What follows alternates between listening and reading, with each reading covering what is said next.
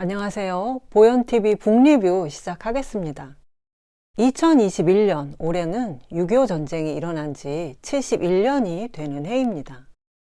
6.25 전쟁의 참상에 대해서는 어느 정도 알고 있지만 이 전쟁이 왜 일어났고 어떻게 국제전이 되어 갔는지 구체적인 정황에 대해서는 우리가 잘 모르고 있는데요. 그래서 예고해드린 대로 오늘 준비한 책이 바로 한국전쟁을 다룬 데이비드 헬버스템의 더 콜디스트 윈터입니다. 제가 이 책을 산 게 한 10년 전인데요. 그때 우리나라에서 제일 큰 대형 서점에 가서 6.25 전쟁에 관한 책을 한 권 직접 보면서 골라보려고 했더니 우리나라 책은 아예 없고 번역서도 이 책 딱 한 권밖에 없는 거예요. 6.25 전쟁 관련 책이 하나밖에 없을 거라고는 생각 못 했는데 어쨌든 한 권이라도 있어서 그냥 사게 됐습니다. 굉장히 두껍고 본문이 1000페이지 정도 되는데 제가 읽어보니까 이렇게 손에 들고 읽지만 않으면 괜찮을 것 같습니다. 전쟁에 대한 전문적인 연구서가 아니고 저널리스트 특유의 스토리텔링이 있기 때문에 읽는데 크게 어렵지는 않습니다. 무엇보다 내용이 굉장히 흥미로워서 정신없이 읽었는데 하루에 한 200페이지, 300페이지씩 계속 읽다 보니까 눈이 좀 침침해지는 부작용은 있었습니다. 지은이 데이비드 헬버스템은 미국의 저널리스트이자 역사가인데 뉴욕타임즈 기자 시절 베트남전의 진실을 밝히는 보도로 1964년에 퓰리처상을 수상했습니다. 기자를 그만두고 나서 총 21권의 책을 쓴 헬버스템의 최고작은 최고의 인재들이라는 책인데 왜 미국 최고의 브레인들이 베트남전이라는 최악의 오류를 범했는가라는 부제에서 알 수 있듯이 이 책은 당시 가장 최고의 인재들이 모였다고 지금도 평가받는 케네디 정부가 어째서 베트남 전쟁이라는 최악의 전쟁을 기획했는지 당시 미국 정치계의 비화를 통해 그 이유를 밝히는 탐사 보고서였습니다. 이 책이 베스트셀러가 되면서 미국 내 반전 분위기를 형성한 것은 물론 헬버스템이 위대한 역사가로 자리매김하게 됐다고 하는데요. 그런 헬버스템이 다시 한국전쟁의 진실을 밝히는 데 도전해 콜디스트 윈터를 썼고 2007년 이 책의 마지막 퇴고 작업을 마무리한 지 5일 만에 교통사고로 세상을 떠났습니다. 그래서 책 자체는 작가가 원했던 모습 그대로 출간됐다고 하는데요. 우리나라에서는 2009년에 산림출판사에서 나왔습니다. 책의 부제가 한국 전쟁에 감추어진 역사인데 저도 그랬지만 이 책을 읽으시면 아마 많은 분들이 6.25 전쟁에 대해 아는 게 거의 없었구나 하는 생각이 드실 겁니다. 그동안 모택동이나 스탈린, 미국 정부의 비밀 문서가 해제되면서 드러난 많은 정보들이 있지만 이 내용이 아직 충분히 대중화되지는 못했기 때문인데요. 그래서 제가 이 책의 내용을 몇 회에 걸쳐서 조금씩 자세하게 풀어서 6.25 전쟁에 대한 놀랍고 충격적인 사실들을 여러분과 공유하려고 합니다. 저자인 헬버스템은 프롤로그에서부터 몇 가지 강렬한 이야기를 던지고 있습니다. 우선 첫째, 저자는 애초에 한국전쟁의 원인을 제공한 것이 미국이었다고 단언합니다. 북한의 남침 6개월 전인 1950년 1월 12일 미 국무장관 딘 애치슨이 워싱턴 내셔널 클럽에서 한 연설에서 미국의 아시아 방어선을 설명하면서 미국은 아시아 본토를 방어할 의무가 없다. 그러면서 일본과 필리핀까지만 미국의 방어선 안에 넣고 남한과 대만을 제외했는데 이 엄청난 실수를 저지른 대가가 바로 한국전쟁이었다는 겁니다. 전쟁의 기회를 노리고 있던 김일성에게 한반도에서 전쟁이 일어나도 미국이 개입하지 않을 거라는 오판을 하게 했다는 건데 이 애치슨 라인의 문제점은 우리나라 수능 문제에 출제될 만큼 지금은 많이 알려진 사실인데요. 앞서 미국은 중국의 국공내전에도 끝내 참전하지는 않았기 때문에 스탈린과 김일성에게 미국이 참전하지 않을 거라는 인상을 준 것은 사실인 것 같습니다. 더구나 6.25 전쟁을 남한과 북한의 내전으로 그냥 내버려 두지 않고 개전 즉시 미국이 참전한 것을 생각하면 애초에 자국의 방어선을 대외적으로 밝히면서 한국을 제외했던 미국에 확실히 커다란 책임이 있다고 생각됩니다. 그리고 두 번째로 한국전쟁은 2차 세계대전을 마친 지 5년밖에 안 된 미국으로서는 전혀 원치 않는 전쟁이었고, 그래서 처음에는 전쟁이라는 말조차 사용하지 않았다고 합니다. 1950년 6월 26일에 미 공군과 해군의 한국 파병이 결정됐고, 27일에는 UN 안보리에서 유엔군 참전이 승인됐습니다. 29일 오후 백악관 기자회견에서 한 기자가 미국이 이제 전쟁에 돌입한 겁니까? 즉 토틀 워냐고 묻자 트루먼 대통령은 아니라고 대답했고, 다시 다른 기자가 그러면 UN 주도 하에 경찰 업무, 폴리스 액션을 하는 겁니까? 이렇게 묻자 트루먼은 그렇습니다. 바로 그런 상황입니다. 라고 대답했는데요. 그러나 바로 다음 날인 30일에 백악관은 미군 지상군의 투입을 결정했습니다. 저는 이게 참 궁금했는데요. 중국의 국공내전 당시 장개석의 국민당이 대만으로 피신할 때 끝까지 참전하지 않았던 미국이 도대체 왜 6.25 전쟁 때는 며칠 만에 참전을 결정했으며 20여 개국의 유엔군까지 끌어들이는 거대한 세계전쟁으로 만들었을까요? 여러분도 궁금하시죠? 이 책에 당시 남과 북, 중국과 소련의 상황뿐 아니라 한국전쟁 내내 미국의 입장이 어땠는지가 자세하게 나와 있어서 어느 정도 궁금증을 풀 수가 있었습니다. 그리고 세 번째로 저자는 한국전쟁이 미국에서는 철저하게 잊혀진 전쟁이었다고 말합니다. 우선 미국의 컬러 TV가 나오기 이전이라 텔레비전 뉴스의 영향력이 아직 적었고 주로 신문 기사로만 전쟁 소식을 간간히 접했기 때문에 대부분의 미국인들의 의식 속에 한국전쟁은 오래된 흑백 사진의 모습으로만 남아있다고 합니다. 2021년 5월의 한미정상회담 때 한국전쟁 참전용사인 렐 퍼켓 주니어 예비역 대령의 명예훈장 수여식에 문재인 대통령이 참석했던 장면을 다들 기억하실 텐데요. 그동안 미국과 우리나라가 혈맹을 맺은 오방이라는 말을 많이 해왔지만 우리나라와 미국의 대통령이 함께 한국전쟁 참전용사에게 최상의 예우를 갖추는 모습은 적어도 미국인들에게는 대단히 생소한 장면이었던 것이 분명합니다. 저자인 헬버스템이 자료를 조사하기 위해 2004년에 플로리다주의 한 도서관에 갔더니 베트남 전쟁에 관한 책은 88권이나 있었지만 한국전쟁 관련 책은 4권 뿐이었다고 합니다. 뿐만 아니라 헐리우드에서 만들어진 2차 세계대전이나 베트남 전쟁 영화는 많지만 한국전쟁에 대한 영화는 거의 없는데 그나마 시트콤으로 방영됐던 이동 야전병원 매쉬가 유일하게 한국전쟁을 배경으로 했지만 당시 반전 영화를 만들기 어려운 분위기에서 베트남전을 다루기 위한 방편이었다는 평가를 받고 있습니다.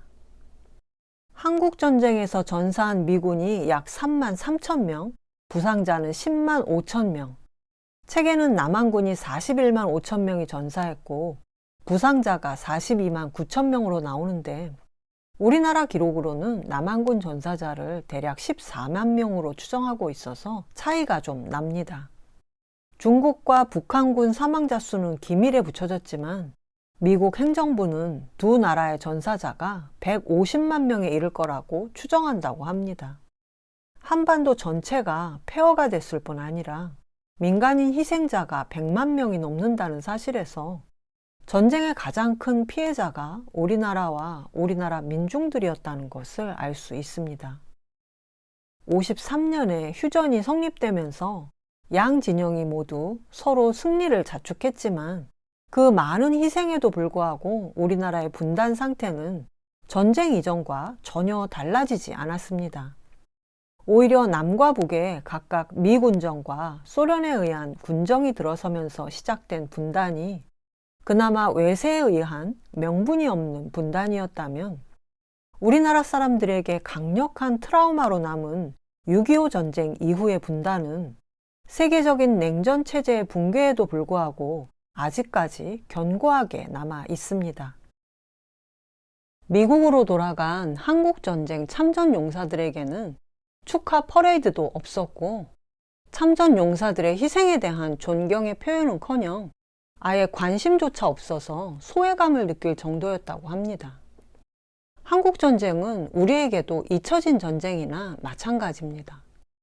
우리 부모 세대가 직접 겪은 경험임에도 불구하고 전쟁의 지휘권이 우리에게 없었을 뿐 아니라 전쟁의 성패를 가른 주요 전투가 미국과 인민군 또는 미국과 중공군의 싸움이었고, 따라서 전쟁에 관한 모든 정보는 유엔군 사령부가 있었던 도쿄 사령부에 집중됐기 때문입니다. 그러나 이 책에서 말하는 중요한 사실은 6.25 전쟁은 그냥 저절로 잊혀진 전쟁이 아니라 전쟁의 당사자인 미국이 스스로 은폐한 전쟁이기도 했다는 점입니다. 바로 전쟁을 이끈 총책임자인 미 극동군 총사령관 맥아더의 리더십에 심각한 문제가 있었고, 그런 맥아더를 미국 정부가 방치한 동안 한국에 파견된 미군은 누구에게도 말하지 못할 엄청나게 충격적인 일들을 겪었는데, 지옥 속에서 살아 돌아온 부상병들은 자신이 겪은 비극에 대해 차마 말하지 못하고 입을 다물어 버렸고, 미국 정부나 역사가들 또한 자신들의 치부를 들추기 싫어서 그냥 잊혀진 전쟁으로 두고 말았다는 겁니다.